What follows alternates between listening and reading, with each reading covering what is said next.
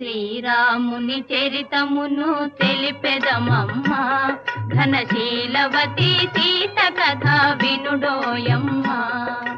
శ్రీరాముని చరితమును తెలిపెదమమ్మా, ఘనశీలవతి సీత కథ వినుడోయమ్మా.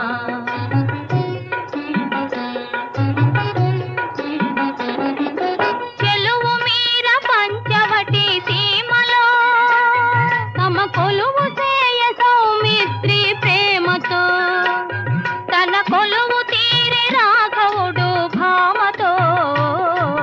శ్రీరాముని చరితమును తెలిపెదమమ్మా, ఘనశీలవతి సీత కథ వినుడోయమ్మా.